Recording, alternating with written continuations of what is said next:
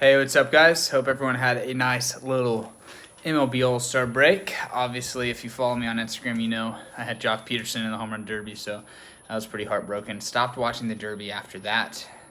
I felt like he should have won. I felt like ESPN's scoreboard was correct and he should have won outright.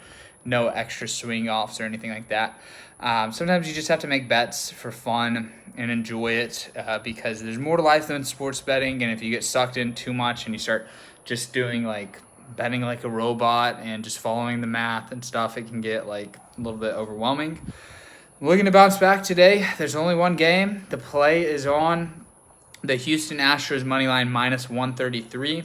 I am switching up the way I'm documenting things here. Should have done this out of the gates, but I'm glad I'm making the adjustment fairly early in my social media handicapping on the channel. So what I'm going to do is I'm going to document based on return on investment, ROI. And if I lose today, my second half ROI will be minus 133. If I win today, the ROI will be plus 100. So if you're betting on favorites, you're going to get plus 100, no matter how great or how small of a favorite it is. If you lose, that's when the punishment can get kind of severe. When you bet on underdogs, say plus 160, if you win, you get the plus 160. So that's a nice little bonus there. And if you lose, you lose 100. So that's the way we're going to document it. That's pretty standard across the board. I believe that everyone should document this way, and I think as sports handicapping and sports consulting, like having services, gets more competitive as a business, everyone will be held to that standard. My goal is really to be so overly transparent that it forces everyone else to be that transparent.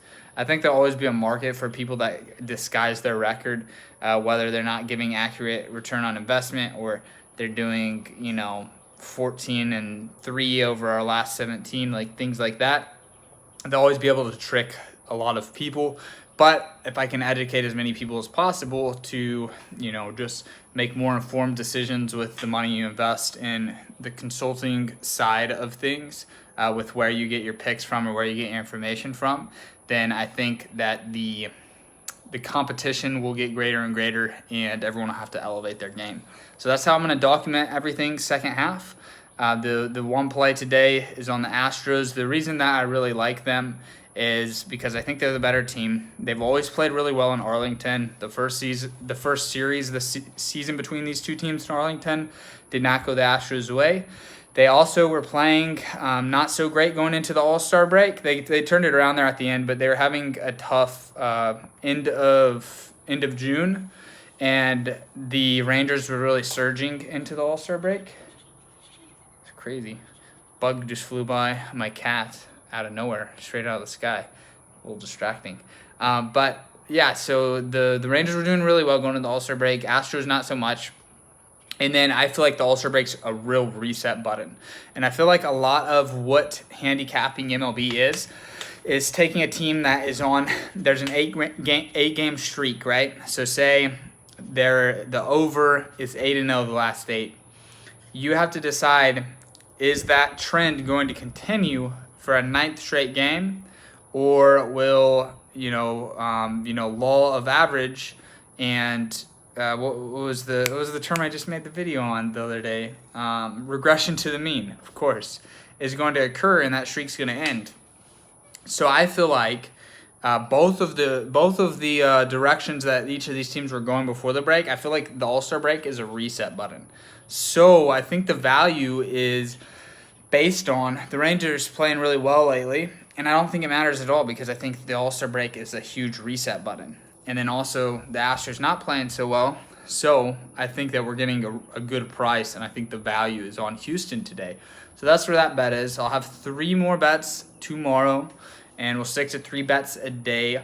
I think that's the way we're just going to ride the season out. Top 3 plays, and I'll give write-ups to the clients if you want to hop on the day package 25. Rest of season, we're going to move back up to $1,000. And I did this because I wanted to reward people that were day one clients. We'll have an early bird special for college football and NFL, and then we'll raise the price up to $1,000 for each of those once the season starts. So I always want to reward people that stick with me and support me from day one. Most of you guys have already. You know, we're not that huge here, but I have a long-term vision, long-term mindset. I know that the Sports Betting Education channel is going to have supreme success long-term. And I appreciate you guys so much for being in my first 500 subscribers. And I appreciate your support so much, both here on YouTube and then on Instagram at BetWithJames. Have a great day. Good luck with all of your bets, and I'll see you guys in tomorrow's video.